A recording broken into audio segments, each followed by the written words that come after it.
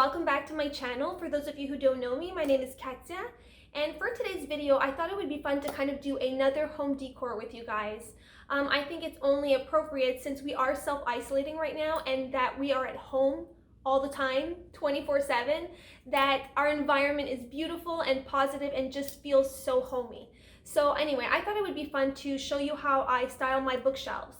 And over the years, I literally have accumulated so many beautiful treasures, from thrifting to traveling to even buying things like random pieces at stores.